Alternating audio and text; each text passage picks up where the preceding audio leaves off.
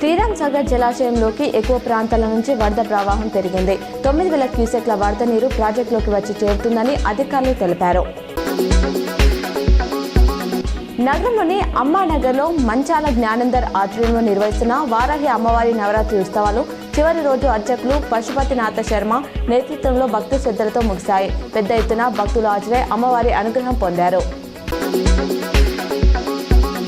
ఎడపల్లి మండల కేంద్రంలోని తెలంగాణ బాలికల గురుకుల పాఠశాలలో భర్తీ కాని సీట్లకు నిర్వహించిన అర్హత పరీక్షలో శుక్రవారం పెద్ద ఎత్తున పరీక్షలు రాసేందుకు బాలికలు హాజరయ్యారు.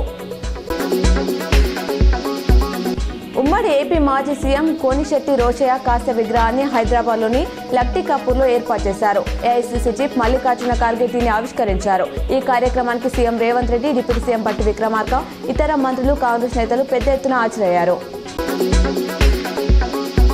కాంగ్రెస్ ప్రభుత్వం ఇచ్చిన హామీలు నెరవేర్చడంలో విఫలం అవుతుండడం, రేవంత్ రెడ్డి పరిపాలన తీరు బాగలేకపోవడంతో భీమ్గల్ మండల కేంద్రానికి చెందిన మైనార్టీ నాయకుడు మహమ్మద్ ఇక్రమ్ తిరిగి స్వంత గూటికి చేరారు. హైదరాబాద్లో మాజీ మంత్రి ఎమ్మెల్యే వేముల ప్రశాంత్ రెడ్డి నివాసంలో ఆయన బీఆర్ఎస్లో చేరారు. రాష్ట్రంలో విద్యార్థులు లేక మూతబడి తెరుచుకున్న స్కూళ్లకు ప్రభుత్వం నిధులు సమకూర్చనుంది.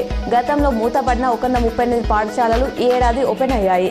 ఆ స్కూల్ భవనాలకు కలర్స్ వేయడానికి, ఫర్నిచర్ తదితర సదుపాయాలు కల్పించేందుకు పాఠశాల విద్యాశాఖ అధికారులు ప్రతిపాదనలు పంపారు.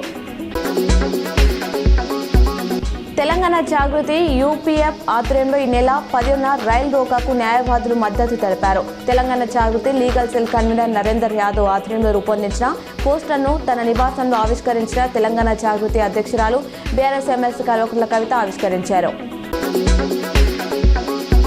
మాక్లూర్ మండలం తహసీల్దార్ కార్యాలయంలో భూభారతి రికార్డులను జిల్లా కలెక్టర్ వినయ్ కృష్ణారెడ్డి పరిశీలించారు.